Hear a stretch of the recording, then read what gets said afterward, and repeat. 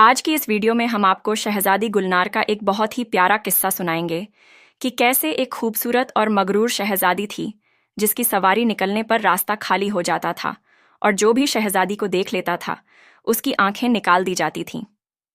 प्यारे दोस्तों, इस वीडियो को आखिर तक ज़रूर देखें। साथ ही वीडियो को लाइक और चैनल को सब्सक्राइब कर लें। तो चलिए शुरू करते हैं। मुल्क शाम की एक शहजादी जिसका नाम शहजादी गुलनार था। शहजादी गुलनार बहुत हसीन और जमील थी, मगर बहुत मगरूर और संगदिल थी।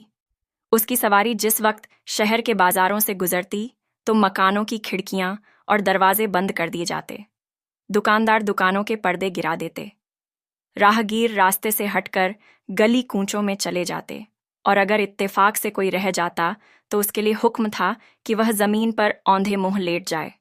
और इस हुक्म की खिलाफत करने वाले शख्स के लिए यह सज़ा मुकर्रर थी कि उसे चौराहे पर बने हुए चबूतरे पर खड़ा करके उसकी दोनों आंखों में तपती हुई सलाखों से निकाल दी जाए।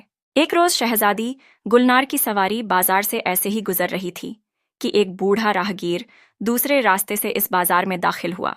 सवारी तेजी से आ रही थी, इसलिए राहगीर को इतना मौका ना मिल सका कि वह दौड़कर वापस उसी गली में चला जाए जब वह इस बाजार में आया था।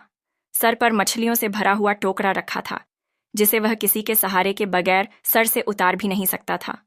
अगर जमीन पर औंधे मुंह लेटने के लिए उसे फेंकता तो सड़क पर मछलियां फैल जातीं। गरीब मछुआरा घबराकर इधर उधर देखने लगा कि अब कहाँ जाएं और क्या करें, लेकिन कोई सूरत नजर ना आई और संगदिल शहजादी के संगदिल सिपाहियों ने उसे गिरफ्तार कर लिया। शहजादी ने उसे देखकर गुलामों को हुक्म दिया कि दस्तूर के मुताबिक दिन के बाद इसकी आंखें लोहे की गर्म सलाखों से फोड़ दी जाएं। इस हुक्म को सुनकर शहजादी के सिपाही ने सर झुकाकर कहा, जो हुक्म शहजादी साहिबा। मगर इस सजा को सुनकर बूढ़ा राहगीर थर थर कांपने लगा और हाथ जोड़कर शहजादी से कहने लगा, ए मालिका शहजादी, मुझ गरीब पर रहम करें, मैंने आपको जानबूझकर हरगिज नहीं देखा। ए शहजादी, मेरी उम्र का तो ख्याल कीजिए और मुझ पर रहम कीजिए। शहजादी ने अपने सिपाहियों से कहा। इस बदबख्त की आंखें फोड़ दी जाएं और फिर शहजादी की सवारी रवाना हो गई। गरीब राहगीर रोता रह गया। शहजादी और सिपाहियों से माफी की भीख मांगता रहा और उसके कांपते हुए हाथ टोकरी को ना संभाल सके और टोकरा सर से गिर पड़ा। सिपाही ने उसकी पीठ पर एक थप्पड़ मारते हुए कहा, जंगली बूढ़े, ये तूने क्या किया? साफ सुथरी सड़क को गंदा कर दिया। उठाओ। मछलियों को गरीब मछुआरे की आंखों से आंसू बह रहे थे। वह सजा की खौफ से जमीन पर बैठकर कांपते हुए हाथों से मछलियां उठा उठाकर टोकरे में भरने लगा। लेकिन हालत यह थी कि मछलियों को डालता टोकरी में था और वह नीचे गिरती थी। जालिम सिपाही उसे गालियां दे रहे थे कि बूढ़े आदमी, जल्दी कर, जल्दी तुम्हें सजा देनी है, तुम्हारे पास वक्त बहुत कम है। मगर उसी वक्त एक लड़का जिसकी उम्र तकरीबन 18 बरस होगी उसकी तरफ से गुजरा और उस बूढ़े मछुआरे राहगीर पर तरस खाकर मछलियां टोकरे में भरने लगा। सिपाहियों को यह बात बिल्कुल भी अच्छी नहीं लगी और उन्होंने लड़के को धकेल हुए कहा, अरे ओ नालायक, तुझे किसने कहा था कि तुम मछलियां उठाकर टोकरी में रख दो? लड़के ने उठते हुए कहा, किसी गरीब बूढ़े इंसान की मदद करना क्या जुर्म है? इतनी सी बात को सुनकर एक सिपाही ने आगे बढ़कर उसके गाल पर एक जोरदार थप्पड़ मार दिया। शहजादी की बेरहम सिपाहियों ने कहा, खुद के होश और हवास का तो पता नहीं और हमें कानून बताता है, चल अपना रास्ता ले। फिर उस लड़के ने जाते जाते मगरूर शहजादी के सिपाहियों को कहा कि जितना जुल्म करना है कर लो, मरना तो है ही एक दिन, और यह बात शहजादी को भी जाकर बता देना। यह सुनकर सिपाहियों का तो गुस्सा और सर पर चढ़ गया। उस लड़के के मुंह से यह बात सुनकर वह बूढ़ा मछुआरा उठकर उस लड़के के पास आया और कहने लगा, बेटा, तुम्हारी यह दुआ जरूर कबूल होगी। यह मगरूर शहजादी एक दिन जरूर तबाह और बर्बाद हो जाएगी। उसके बाद फिर वह बूढ़ा मछुआरा जल्दी जल्दी सारी मछलियां टोकरे में भर दी और सिपाही उस बूढ़े को महल में सजा देने के लिए लेकर गए। इतने में शहजादी गुलनार बाजारों की सैर करने के बाद वापस अपने महल में पहुंची। तब बादशाह के खास वजीर ने कहा, शहजादी साहिबा, मुझे तो इस बूढ़े राहगीर पर तरस आ रहा है। आप अपना हुक्म वापस ले लीजिए और इस गरीब फकीर को माफ कर दीजिए। शहजादी बोली, हरगिज नहीं। जैसे तीर कमान से निकलने के बाद बात कभी वापस नहीं आता, उसी तरह हम अपना दिया हुआ हुक्म वापस नहीं ले सकते। वजीर खामोश हो गया क्योंकि वह जानता था अगर शहजादी से ज्यादा बहस की तो अपने लिए भी किसी सजा का हुक्म हो जाएगा। मगर वह वजीर दिल में यही कहता रहा कि खुदा करे कोई सूरत निकल आए और राहगीर की आंखें सलामत रह जाएं, वरना वह बेचारा अपाहिज होकर रह जाएगा। उस मगरूर शहजादी का महल बादशाह के महल से बिल्कुल अलग था और इसके चारों तरफ बहुत सख्त पहरा था। इंसान तो इंसान, कोई परिंदा भी पर नहीं मार सकता था। इसीलिए शहजादी अपने आलीशान मकान में तन्हा सोती थी और खिड़कियां खुली रख देती ताकि बाहर की ताज़ी हवा अंदर आ जाए। उस मगरूर शहजादी को अपनी जान का इतना डर रहता था कि वह रात को सोते वक्त भी अपने चारों तरफ नौकरों को पहरा देने के लिए रखती थी। मगर एक रात कुछ ऐसा हुआ कि वह शहजादी ने नौकरों को कहा कि आज तुम लोग मेरे पास मत रहो, आज मैं अकेली ही सोऊंगी। उस लड़के ने सिपाहियों को होशियार रहने की धमकी दी थी, जिसने उस बूढ़े मछुआरे की मछली उठाकर दिए थे, जिसके बारे में हमने आपको शुरू में बताया था। वहीं लड़का जैसे तैसे करके खिड़की के रास्ते अंदर दाखिल हुआ और एक कोने में खड़े होकर हर चीज को गौर से देखने लगा। उसने देखा, कमरे के दरमियान में एक खूबसूरत गुलदान रखा हुआ है, जिसमें हर रंग और हर तरह के फूल लगे हुए हैं, और उन्हीं फूलों पर सुर्ख रंग का एक हीरा रखा हुआ है और उसकी चमक से सारा कमरा रोशन है। कमरे में यूं तो हर चीज कीमती और निराली थी, लेकिन जो बात उस हीरे में थी, जो चमक उस लाल हीरे में थी, वह किसी भी चीज में न थी। ये देखते हुए लड़के ने आगे बढ़कर हीरे को उठाया और अपनी माथे की पगड़ी में रख लिया। उसी वक्त कमरे में अंधेरा हो गया और वह जिस रास्ते से आया था उसी रास्ते वापस चला गया। रात के आखिरी पहर में जब शहजादी गुलनार की आंख खुली तो उसे कमरे में अंधेरा नजर आया। वह घबराकर बिस्तर से उठ खड़ी हुई और एक एक चीज को टटोलती हुई बड़ी मुश्किल से उस जंजीर तक पहुंची जिसे खींचने से महल की छत पर लटका हुआ घंटा बजने लगता था। उसने जंजीर को जोर जोर से खींचा और घंटा की आवाज दूर दूर तक फैल गई। गुलाम कनीज आया और तमाम पहरेदार घबराकर शहजादी के कमरे की तरफ भागे। इधर बादशाह की आंख भी खुल गई और मल्लिका भी कलेजा पकड़कर बिस्तर से उठ खड़ी हुई और कहने लगी, हाय हाय, मेरी बच्ची को क्या हादसा पेश आ गया। बादशाह की बीवी बादशाह से जोर जोर से कहने लगी, चलिए जल्दी कीजिए, मेरे शहजादी गुलनार बेटी को क्या हो गया। फिर दोनों जल्दी जल्दी बाहर निकले और तेज तेज कदम उठाते हुए शहजादी गुलनार के महल में पहुंचे। शहजादी के कमरे में कोहराम मचा हुआ था। शहजादी बहुत गुस्से में थी और तमाम नौकर हाथ जोड़कर कह रहे थे कि हमने महल में किसी को दाखिल होते नहीं देखा। बादशाह ने आगे बढ़कर शहजादी से मालूम किया कि यहाँ कौन आया था और मेरी शहजादी आपको क्या नुकसान पहुंचाया है। तब शहजादी ने कहा, अब्बा हुजूर, मेरे कमरे से हीरा गायब है और यह सब लोग कहते हैं यहाँ कोई नहीं आया। बादशाह ने पहरेदार की तरफ गुस्से की निगाह से देखा तो नौकरों ने कांपते कांपते कहा, जहां पनाह, हम एक पल के लिए भी गाफिल नहीं हुए और हमने किसी को यहाँ आते हुए नहीं देखा। बादशाह ने कुछ सोचकर कहा, ठीक है, जाओ, तुम सब सो जाओ और कल शाम तक चोर को तलाश करो। अगर वह ना मिल सका तो तुम में से हर एक को सख्त सजा दी जाएगी। नौकरों के जाने के बाद मल्लिका ने बादशाह से कहा, मुझे यकीन है कि इनमें से एक भी आदमी चोर नहीं है, जरूर बाहर से कोई आया है। इसीलिए सुबह होते ही ऐलान कर दीजिए कि चोर को गिरफ्तार करने वाले को बहुत बड़ा इनाम दिया जाएगा। मगर बादशाह हैरान भी था और परेशान भी, क्योंकि यह पहली चोरी थी जो उसके महल में हुई थी। इसीलिए वह गर्दन लटकाए खामोश अपने महल की तरफ चल दिया और सुबह होते ही उसने ऐलान कर दिया कि जो भी शख्स शहजादी का गुमशुदा हीरा तलाश करके बादशाह को पेश करेगा उसे मुंह मांगा इनाम दिया जाएगा।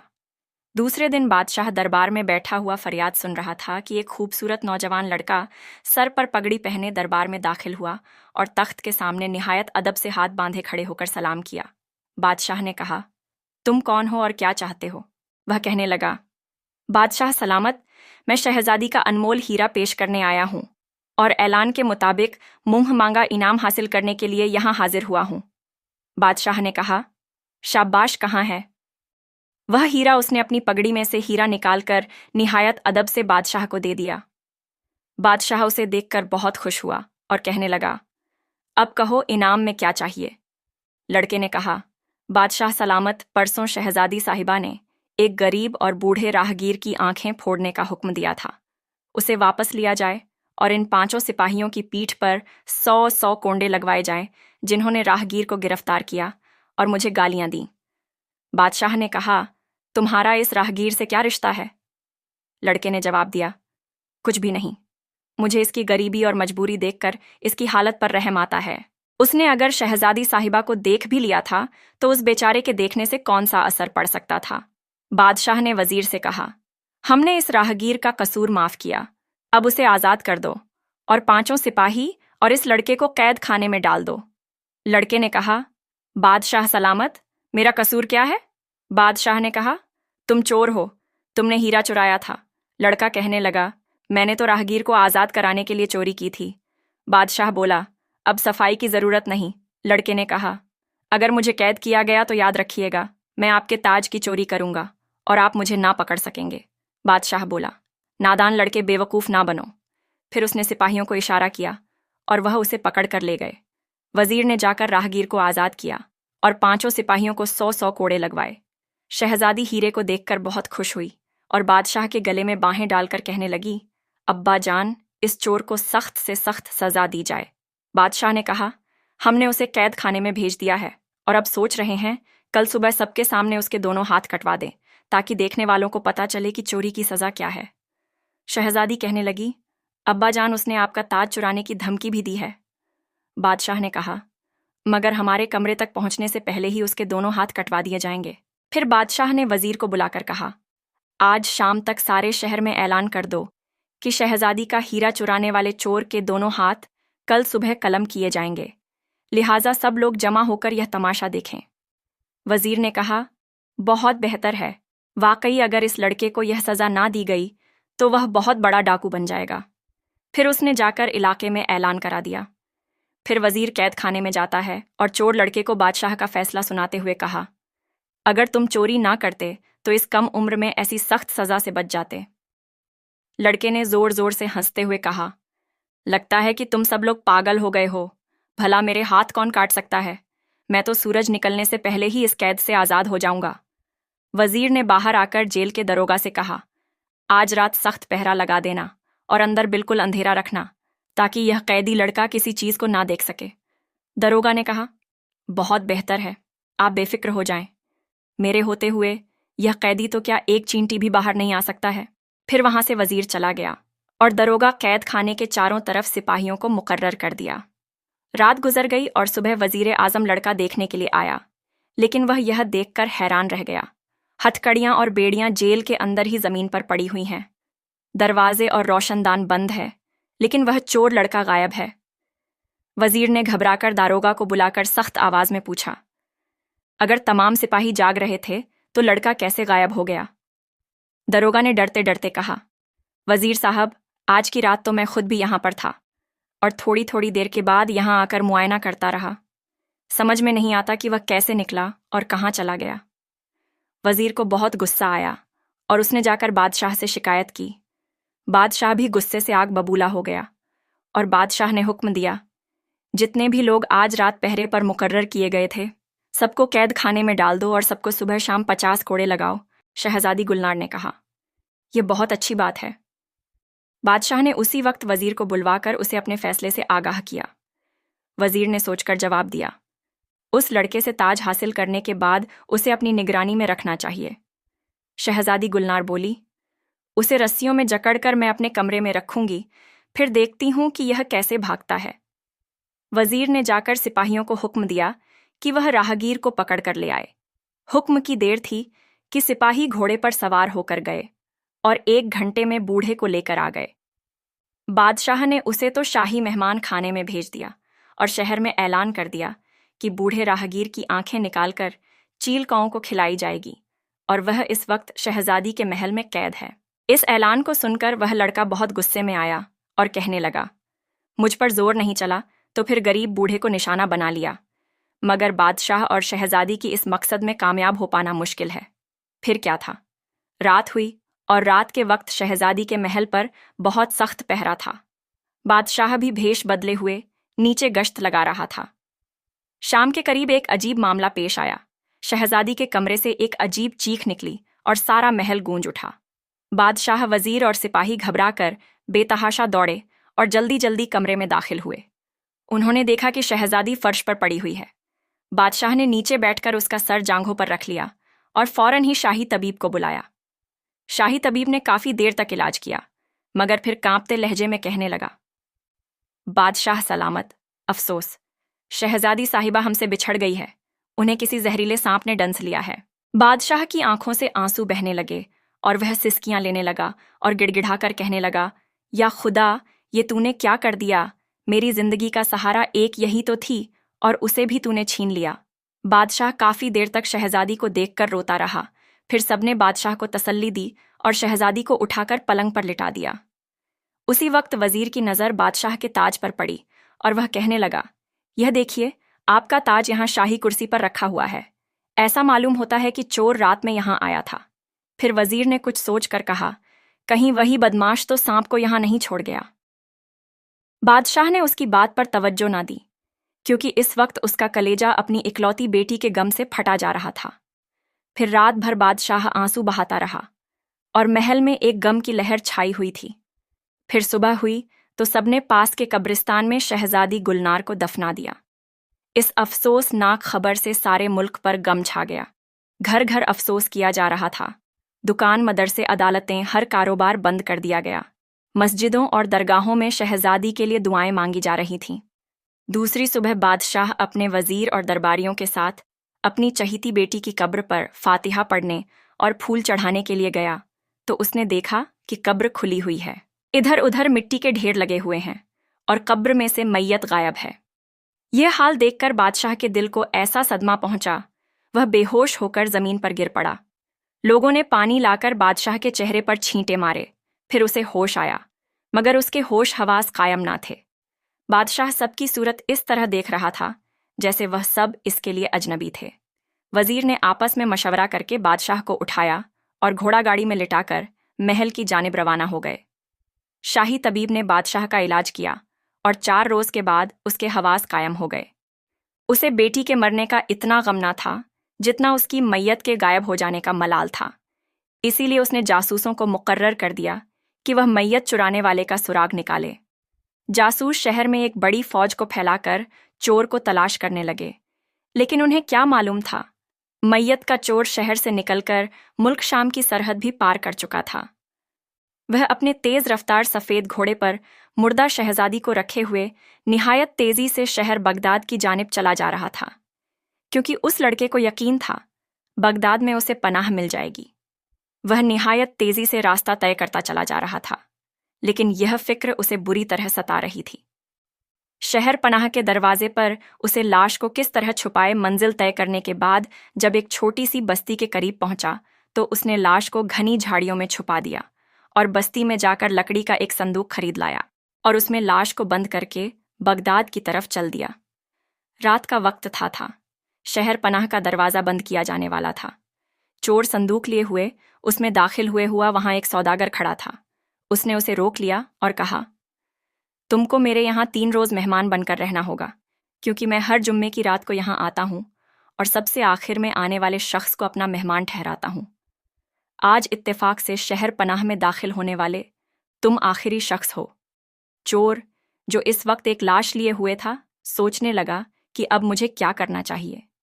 अगर मैं इसके यहाँ मेहमान ठहर गया तो इसे लाश का हाल जरूर मालूम हो जाएगा।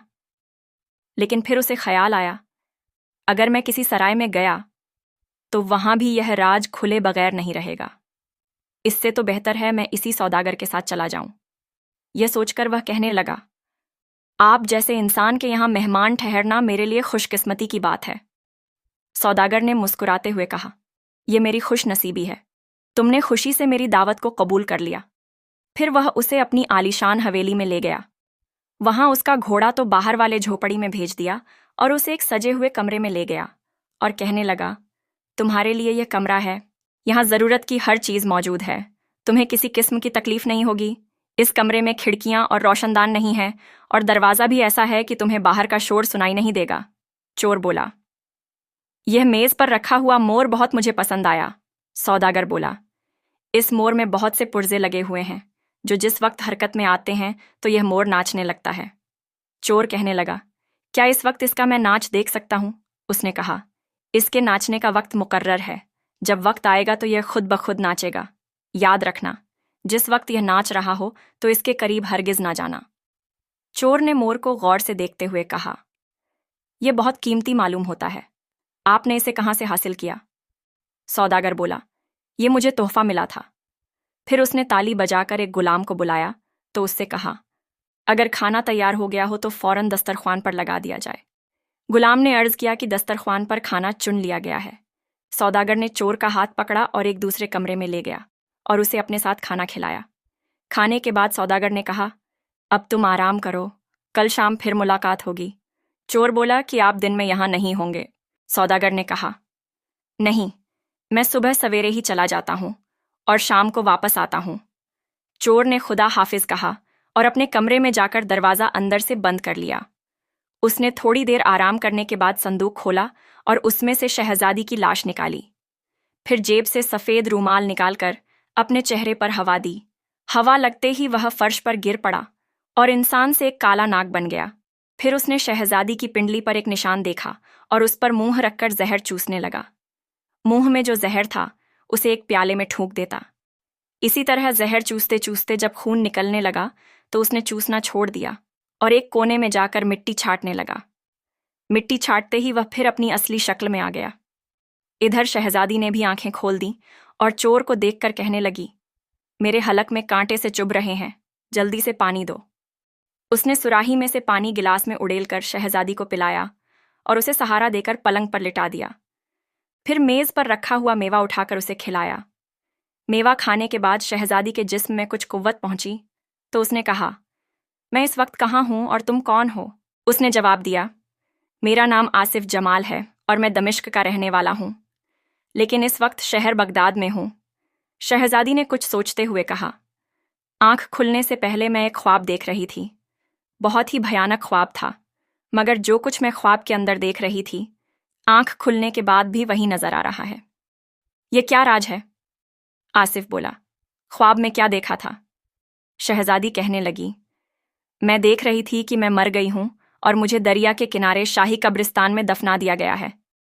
फिर अचानक कब्र खुली और तुमने मुझे बाहर निकालकर सफ़ेद घोड़े पर डाल दिया और उसे बहुत तेज़ी से दौड़ाने लगे।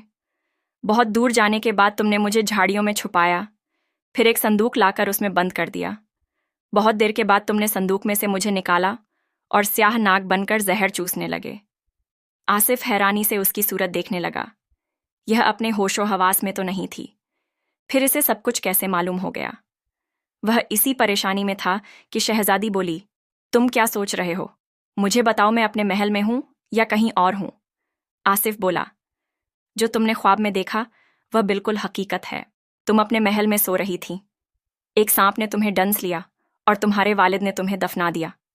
लेकिन मुझे यह बात मालूम थी कि सांप जिसे डंस लेता है वह 3 दिन तक जिंदा रहता है, इसलिए मैं कब्र खोद कर तुम्हें यहां ले आया।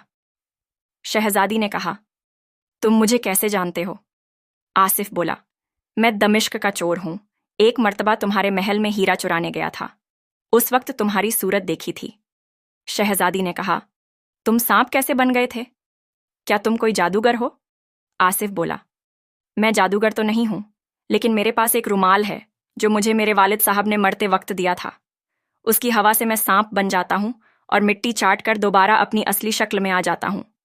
शहजादी ने आंखें बंद कर लीं और कुछ सोचने लगी। आसिफ ने कहा, क्या सोच रही हो? वह कहने लगी, मैं यह सोच रही हूं कि सांप के डसने के बाद मेरी सैलानी रूह जो कुछ देख रही थी वह मुझे ख्वाब की सूरत में नजर आ रहा था। आसिफ बोला, मुझे भी ऐसा ही मालूम होता है। अब इस ख्याल को दिल से निकाल दो और सो जाओ। शहजादी ने कहा, सुबह होते ही मुझे मेरे अब्बा जान के पास ले चलो, वह मेरी जुदाई के गम में निढाल हो रहे होंगे। आसिफ कहने लगा, अब तुम उन्हें भूल जाओ, मैं तुम्हें अपने लिए निकाल कर लाया, तुम्हें मेरे साथ रहना होगा। शहजादी ने कहा, मैं शहजादी होकर एक मामूली चोर के साथ नहीं रह सकती। आसिफ बोला, मगर अब रहना तो है ही, और अब तो वैसे भी तुम शहजादी नहीं हो, और तुम इस ख्याल को तुम दिल से निकाल दो। अगर तुमने भागने की कोशिश की या किसी की मदद हासिल की तो याद रखना, मैं तुम्हें जिंदा नहीं छोड़ूंगा। शहजादी ने अभी जवाब नहीं दिया था कि उसी वक्त मेज पर रखे हुए मोर ने अपने पंख फैलाए और नाचने लगा। साथ ही मुख्तलिफ साजों की आवाजें भी सुनाई देने लगी। मोर में मुख्तलिफ रंगों के मोती लगे हुए थे और उन मोतियों की चमक से सारा कमरा जगमगा उठा। शहजादी और आसिफ दोनों मोर का नाच बड़ी हैरानी से देख रहे थे। शहजादी ने यह कहकर रोक दिया कि पराई चीज है, इसे हाथ ना लगाना। आसिफ बोला, मैं इसे चुराना तो नहीं चाहता। शहजादी ने कहा, कुछ भी हो, इसे हाथ ना लगाओ। आसिफ ने उसके कहने पर मोती को पड़ा रहने दिया। फिर थोड़ी देर के बाद शहजादी सो गई, लेकिन आसिफ जागता रहा। बैठे बैठे उसने सोचा, सांप बनकर देखना तो चाहिए कि सौदागर की हवेली में कैसा कैसा सामान है और इसमें कौन कौन कौन रहता है। यह सोचकर उसने रुमाल निकाला और चेहरे पर हवा देकर सांप बन गया और रेंगता हुआ कमरे से बाहर निकल गया। उस हवेली में 162 कमरे थे। हर कमरा कीमती और अनमोल चीजों से सजा हुआ था। उन्हें देखने के बाद वह छत पर बने हुए कमरे में गया। यह कमरा नीचे के 162 कमरों से बिल्कुल मुख्तलिफ था। इसमें सजावट की हर एक चीज न थी। हर तरफ मुर्दों की खोपड़ियां और हड्डियां नजर आ रही थीं। सामने दीवार पर एक शीशा लटका हुआ था और उसके करीब एक मेज रखी हुई थी जिस पर तेज रोशनी थी। सौदागर लंबा को पहने हुए लैंप की चिमनी उठा रहा था और उसने जैसे ही चिमनी उठाई, लैंप में से धुआं निकलने लगा और शीशे में वह सुर्ख मोती, जो मोर की धूम से निकलकर गिरा था, साफ चमकता हुआ नजर आने लगा। सौदागर ने मोती को देखकर चिमनी को लैंप पर रख दिया और कुछ सोचने लगा। आसिफ ने यह तमाशा देखा तो समझ गया कि यह शख्स सौदागर नहीं बल्कि जादूगर है और इस सूरत में जरूर कोई राज है। फिर वह सोचने लगा, यह बेहतर ही हुआ जो मैंने इसे हाथ नहीं लगाया। यह सोचकर वह रेंगता हुआ वापस अपने कमरे में चला गया और मिट्टी चाट कर अपनी असली शक्ल में आ गया और दरवाजा अंदर से बंद करके शहजादी के पलंग के पास ही नीचे बिछे हुए कालीन पर सो गया। सुबह जब उसकी आंख खुली तो शहजादी भी जाग रही थी। उसने शहजादी को सारा हाल सुनाया और कहा, अब हम यहां से निकलना चाहिए, वरना यह जादूगर हमें नुकसान पहुंचाएगा। शहजादी कहने लगी, मैं तो खुद भी यहां रहना नहीं चाहती, हमें फौरन यहां से रवाना हो जाना चाहिए। आसिफ ने अभी तक कोई जवाब नहीं दिया था कि जादूगर मौजूद हुआ और शहजादी को देखकर आसिफ से कहने लगा, ये कौन है और यहां कब आई? उसने जवाब दिया, ये मेरी बीवी है और डाकुओं के खौफ से मैं इसे संदूक में लिटाकर लाया था। जादूगर खामोश हो गया। फिर उसने वहां पर पड़ा हुआ मोती उठाकर मोर के पैरों में लगा दिया। शहजादी बोली, अब आप हमें इजाजत दीजिए, हम यहां से जाना चाहते हैं। जादूगर ने कहा, अभी नहीं, मैं अपने मेहमान को 3 दिन के बाद रुखसत करता हूं। अगर तबीयत घबरा रहा है तो नाश्ता करने के बाद मेरे बाग की सैर करना, वहां बहुत ही अजीबोगरीब चीजें हैं, उन्हें देखकर तुम हैरान रह जाओगी। यह कहकर जादूगर चला गया और थोड़ी देर के बाद उसने दोनों के लिए नाश्ता भेज दिया। नाश्ते में कोरमा सेब का मुरब्बा, मैदे के परांठे, शाही टुकड़े और शहद था। शहजादी कहने लगी, इनमें से कोई ऐसी चीज ना हो जिस पर उसने जादू ना किया हो। आसिफ बोला, मैं भी यही सोच रहा था, लेकिन अब क्या करना चाहिए? शहजादी ने कहा, हम इसमें से कुछ नहीं खाएंगे, भूखा रहना ही बेहतर है और बाग की सैर के बहाने यहां से भाग जाएंगे। आसिफ ने इस तजवीज को पसंद किया और सारा नाश्ता काले संदूक में डालकर प्लेटों खाली कर दी। फिर जादूगर आया और दोनों को अपने हमराह बाग में ले गया और कहने लगा, मैं तो बाजार जा रहा हूं, तुम दोनों यहां की सैर करो, लेकिन इस बाग की किसी चीज को हाथ ना लगाना। जादूगर चला गया और दोनों सैर करने लगे। वह दोनों यह देखकर हैरान थे, जिस शाख में फूल लगे हुए थे उसमें एक पत्ती भी नहीं थी। दोनों सैर करते करते एक बगीचे में पहुंचे जहां बेशुमार पिंजरे लटके हुए थे और हर पिंजरे में एक खूबसूरत परिंदा बंद था। शहजादी ने कहा, मैंने ऐसे परिंदे आज तक नहीं देखे। आसिफ बोला, उन्हें हासिल करना जादूगर के लिए क्या मुश्किल है। उसी वक्त एक सफेद परिंदे ने कहा, क्या तुम हमारी मदद करोगे? शहजादी बोली, तुम इंसानों की तरह बोलना भी जानते हो, कहो क्या मदद चाहिए? परिंदे ने कहा, हम सब जानवर नहीं, इंसान है जालिम। जादूगर ने हमें जानवर बनाकर पिंजर में कैद कर रखा है। अगर तुम किसी सूरत से हवेली की छत पर जाकर लैंप रोशन करो और धुआं निकलते उसकी चिमनी को तोड़ दो, तो हम फिर से दोबारा इंसान बन जाएंगे। एक और परिंदा बोला, तुम दोनों इस जादूगर के कौन हो? आसिफ ने कहा, हम उसके मेहमान हैं। परिंदा बोला, क्या तुमने मोर का नाच देखा था? उन्होंने कहा, हाँ, हमने नाच देखा था। उसके पैरों में से एक मोती गिरा था, उसे हमने नहीं उठाया। आज सुबह नाश्ता आया तो हमने नहीं किया। तो परिंदा कहने लगा, इसलिए तुम दोनों बच गए, वरना मोती उठाते ही तुम जानवर बन जाते और नाश्ता करते ही तुम जादूगर के गुलाम हो जाते और जो वह कहता सो करते। अब उसके हाथ की कोई चीज ना खाना। दोनों वापस अपने कमरे में आ गए। शहजादी तो पलंग पर लेट गई और आसिफ छत पर चला गया। वहां उस वक्त कोई ना था, इसलिए उसने लैंप रोशन करके चिमनी उठा ली। उसी वक्त धुआं निकलने लगा। फिर उसने चिमनी को जमीन पर जोर से मारा। उसके टुकड़े टुकड़े हो गए और वह भागता हुआ नीचे उतर आया। अपने कमरे में गया तो देखा शहजादी एक बहुत ही खूबसूरत लड़के से बातें कर रही थी। उसने आसिफ को देखकर सलाम किया। फिर शहजादी बोली, मेज पर रखा हुआ मोर तो गायब हो गया और यह लड़का नजर आने लगा और यह कहता है कि जादूगर ने इसे भी जादू से मोर बना रखा था। आसिफ ने कहा, चिमनी तोड़ने से जादू का असर जाता रहा।